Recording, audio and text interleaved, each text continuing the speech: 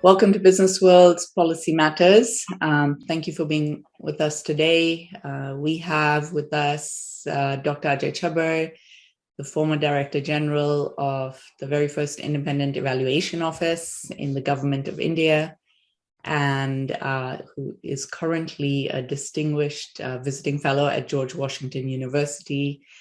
He also has a very successful book that he co-authored with Salman Soz, Unshackling India. Welcome, Dr. Chhibber. We're really happy to have you with us today. Thank you. Thank you very much, Neeta. It's a pleasure always to be with you, and look forward to this discussion. Something that you have, you are an expert on, which is really thinking about vulnerability in the context of the pandemic. There's been a huge impact on vulnerable populations. A lot of people have been pushed back into poverty. And you recently developed a vulnerability index. Would you like to tell us a little bit about this index and how it's different from other indexes that already have come before it? Yes. But before I go to that, Neeta, I perhaps should have said in the first answer, but let me add it here, that and the latest reports have come out already from the World Bank and the IMF, that the global recovery that we see is a two-track recovery, which is that the developed countries and China are doing well, that the rest of the emerging markets and low-income countries other than China are India is, of course, recovering very rapidly from the decline, but there are many emerging economies and low-income countries that are not doing so well. So there's a two-track recovery, as they call it, globally. Within India, we are seeing what I would call a more K-shaped recovery, which is that the corporates are doing well, the informal sector is doing less well, although from whatever indicators we have, and then of course a lot of people are in a very desperate situation. Joblessness has gone up hugely. Poverty has gone up. I mean, the estimate from Azim Premji University is increase in poverty of at least 200 million people. The biggest indicator of that is that unlike the global financial crisis, when we had a dip, the demand for Manrega didn't go up. But now you see a huge increase in the demand for Manrega, which means people must be really desperate to just survive during this period. So we do see those huge, therefore, vulnerabilities. Now, India is an outlier on vulnerability because India has one of the highest levels of what is called vulnerable employment. This is employment which comes with no social safety nets attached to it. And India is a huge outlier because in India's case, at its level of development, it should have had a vulnerable population of only about 50%, but India's vulnerable population, as measured in the Human Development Indicator series, is as high as 75%. So just by comparison, Bangladesh has a vulnerable population of only 50%, whereas India has vulnerable population of 75%, which means that the very large part of the Indian population work in conditions which can be very severely affected by any downturn. Now, what I've done is I've done an index. I've created a sort of a vulnerability adjusted index, because when we look at sort of measures of development, whether it's income or human development, we see progress that has been going on. But as soon as a pandemic strikes or some sort of a disaster strikes, you see how quickly those vulnerabilities get exposed and how quickly the those indicators drop. Just to give you a number, I did a rough run for the India numbers.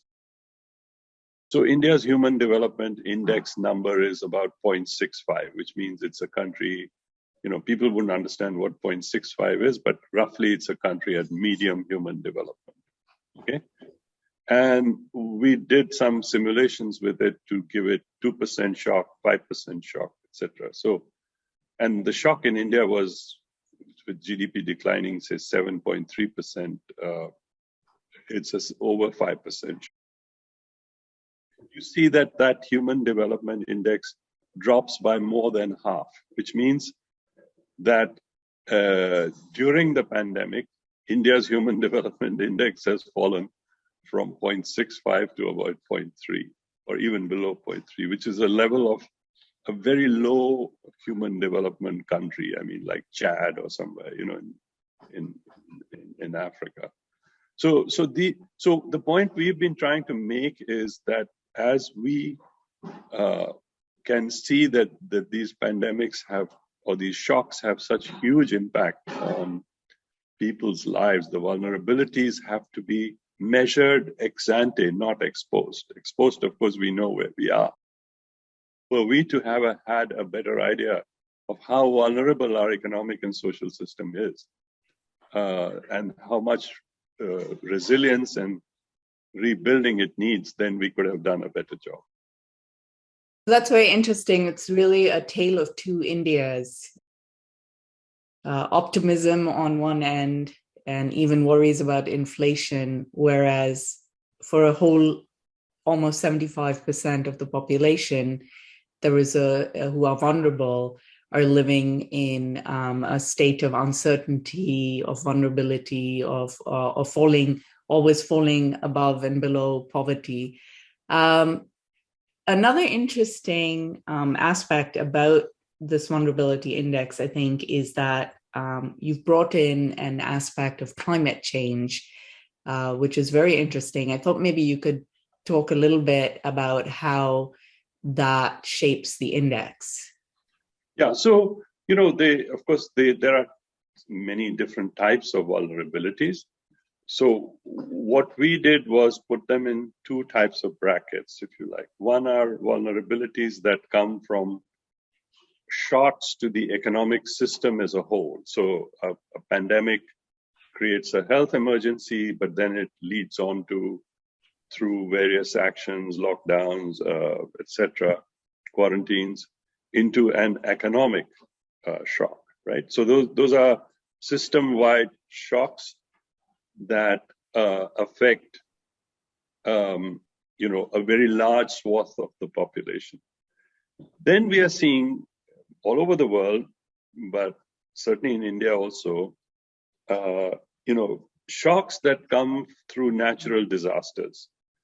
And they are being exacerbated, as people claim, by climate change, of course.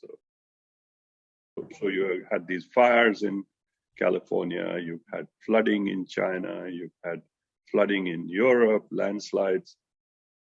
And in India, we have had increased cyclonic activity. And we've had in the past, of course, we've had earthquakes as well. So what I did in this work is I tried to break it down into two types of vulnerability. One is a vulnerability that comes from broad systemic shocks, like an economic shock or a pandemic shock. And the other that comes from being hit, parts of your country being hit by natural disasters. Now, what we, of course, found is that when you are a small country, like you're a small Pacific island or a Caribbean island, or, Mauritius or Maldives, then, a shock like that can affect the entire population, more or less. But for a large country like India, even if you get a big cyclone in Odisha or an earthquake in Gujarat, it affects a fairly substantial population, but still a very smaller part of your population. And so larger countries are better able to handle some of those types of shocks. So the Human Development Index in India with a climate-induced shock drops from 0.65 to maybe 0.6 or 0.55. It doesn't go all the way down to 0.3. So what we've tried to do is look at these different aspects of vulnerability. Now, the shock in Odisha is very big, but the shock for the country as a whole is not that large, and therefore can be managed if proper systems are in place to help and support the people who are affected to rebuild back. And it's quite interesting how the rankings change when you bring in climate change. Maybe you could give us a few examples. Yeah. So the vulnerability part of my paper was one aspect, but the bigger part that I was trying to persuade the UNDP and the Human Development Index people was to bring in climate change aspects into the index. That while Professor Amartya Sen and Mahbubul Haq had developed a great index 30 years ago, if you read Professor Amartya Sen's writings, you will find that he was very conscious of environment, climate change, and things of that nature, and how our actions today may affect future generations as well. And that's very much there in his discourse. It was not in the index that they developed, but his broader writings, particularly his papers with Sudhir Anand, have much of this is already there. So what I was trying to persuade UNDP was to say, look, it's about time that you can't be having, you made a great index 30 years ago, the Human Development Index, but it's out of step now with what's happening in the world. And what's happening in the world is that we've seen a level of development which is very energy intensive and very damaging to the climate. And so they did then accept that, and they have created for the first time an index called the Planetary Pressures Adjusted Human Development Index. And that's in the Human Development Report. And what they do is they bring in CO2 emissions and the material intensity of your production system and adjust for that. And what we find is amazing that the United States drops in its Human Development Index ranking by 40 ranks. Australia, Canada, they drop by 60, 70 ranks. Even tiny Singapore, which doesn't really make a huge global difference, drops by 80 ranks in the Human Development Index. India actually goes up a little bit by about 8 or 10 ranks, and China goes down by about 12 ranks. The countries that come out looking very good are countries like Costa Rica, which actually goes to number 1 on the index now, using this kind of an adjustment. But what it is telling us is that this model of development, which is creating high Human Development Index, is actually very damaging if you adjust for these externalities that it brings about, like CO2 emissions and very heavy intensive material use, which means more mining and more use of the Earth's ecological system and we haven't even brought in things like the damage to the oceans yet, the plastic and all that. I mean, there's much more that can be done on this, but even these simple adjustments show you how quickly these rankings can change. Very interesting if it could be applied to individual states in India. Yeah. So in India, of course, so there are two types of climate damage. One is, and this I lay out much more detail in the paper. So one is sort of what you do to the rest of the world, which is captured by CO2 and material use in production. The other is what you do to yourself, like air pollution in Delhi or in major cities, or damage to your water systems. So there's what I call exported, things that you do that affect the entire world. And then there are things you do that hurt you particularly badly as well. And we have a bit of both in India, and that we are committed now to going to net zero by 2070, as the Prime Minister announced in Glasgow. But how we get there, and then how do we address some of the damage which we are doing in our own backyard, so to speak, right? So a lot of aspects to this. It's a complicated issue, but the first step was to just do this very simple calculation of, let's calculate how much damage you're doing globally, each country, and then re-rank them. And that's what we got so far. But, more can be done on this. And within India, of course, states ranking by states would be interesting. Of course, the thing is that if you have states which are,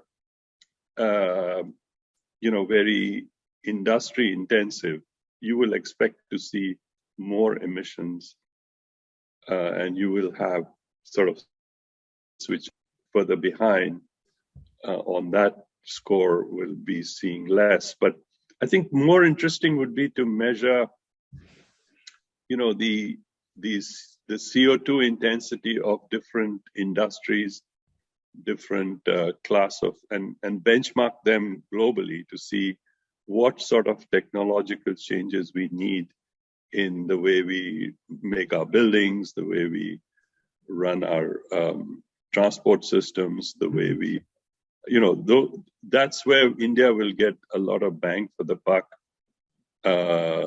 in trying to meet that target of net zero by 2070. And I think we are headed in that direction, but obviously, and we are much further ahead in the last 5 years than I thought we would be. But we have to keep this momentum going. Switch tracks a little bit now and move a little bit to focus on the budget that's coming up in February. Right. And you have laid out some very specific sort of asks from the budget. But before we go there, let me just ask you overall, what are your expectations from this budget? So I think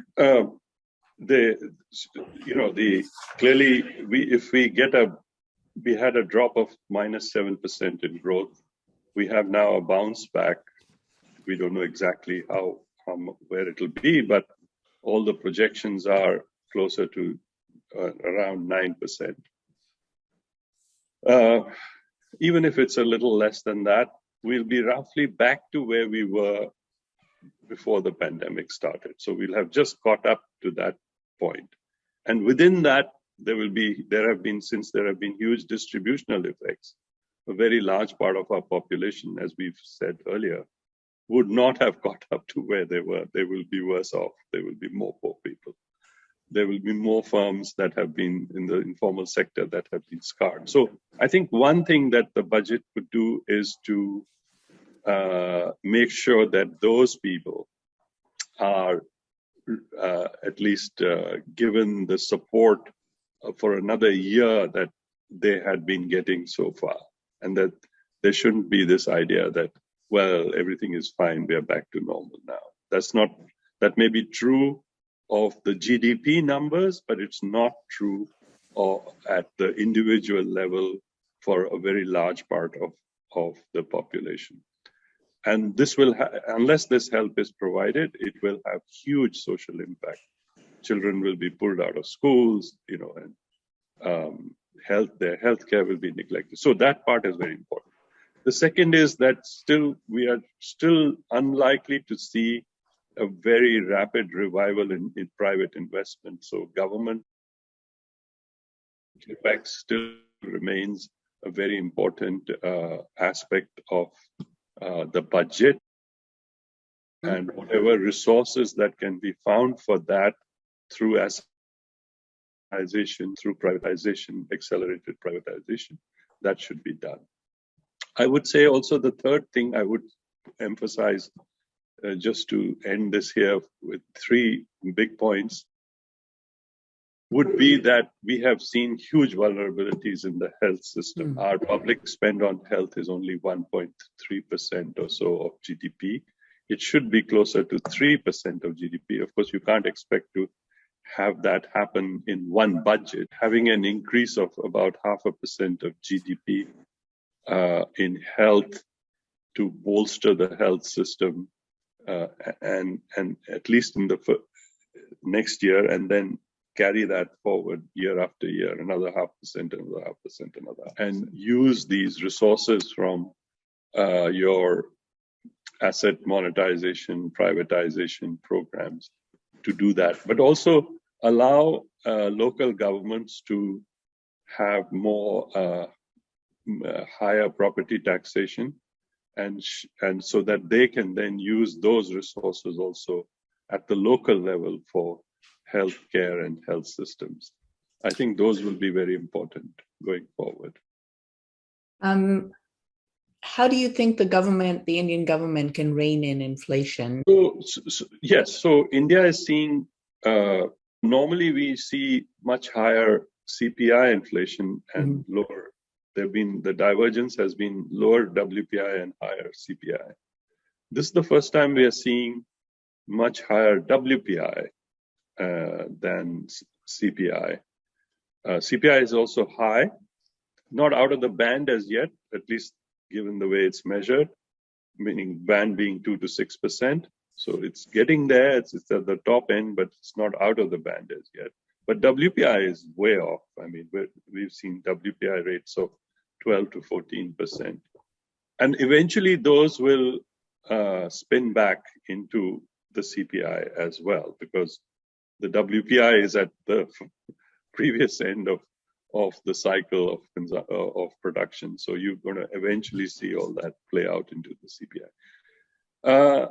Of course, so I think the RBI is trying a variety of ways other than raising interest rates to suck out liquidity from the system. How far that alone can do it, I don't know. I mean, I don't think it will be enough. At some point, the RBI will have to start thinking about raising interest rates. A lot will depend also on what happens internationally, because now if the Fed goes very aggressively to raise interest rates, you should see a large movement of money out of India. India, of course, will not be as badly affected as it was at the last time when we had the taper tantrum, because sitting on very large reserves. But nevertheless, those are all vulnerabilities to be watching out for. The big worry, the big factor on inflation in India is, of course, also fuel prices. If India can, so a lot of that is what happens to the international price, but also how then that translates into domestic prices. And there, I think there is some policy space, if you like, reduce the extent of taxation, both by central governments and state governments, on prices, because our prices are very high compared to even Chinese. I did a comparison last year. We had diesel prices 50% higher than China, and petrol prices at least 20% higher than China. So if when you're competing, when your businesses are competing, these are huge cost disadvantages that you are facing as well. Where do you see the link between democracy and the budget? And I think you've touched upon this in your book also, about democracy and development in India. Yeah, I mean, I think, the thing is that we will get over the pandemic, the COVID, hopefully. But what we will not get over is divisiveness. And, the thing that it is hard to make policy in a democratic country. But I think a model of development and governance which is much more consultative, inclusive, between the center and the states, between the states and the local governments, between people and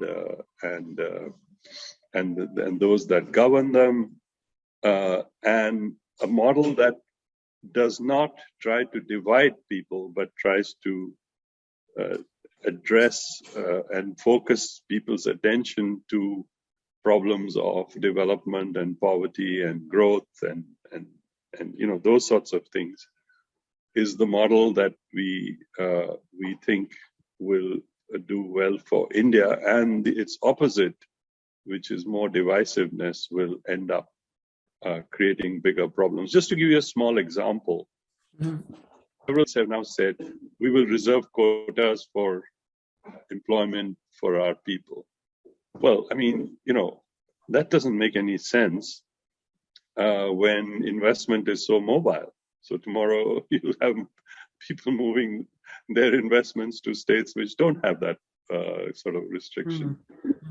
But, so it's this thing of them versus us, whether it's religion or it's by state or it's by any other identity. This kind of identity politics will not work well for the prosperous India that we need to have by the time we are at our 75th year of independence, and by the time we get to 100, we should become a developed country. But this kind of disparities and divisiveness will not get us there. Since you mentioned my book, we don't go too deeply into political issues, but we do say that wherever globally you've seen more division, you have had less economic, slower economic progress. So India must stay warned on that. Fantastic. And on that note, I just want to thank you for taking this time to speak with us. And we also hope to get your thoughts on the budget after it has been shared with us. So we can revisit some of these ideas and see how they played out in the budget itself. But thank you, Dr. Chhibber, so much for this excellent discussion, and we look forward to hearing more from you. Thank you. Thank you very much for having me, and it was a pleasure.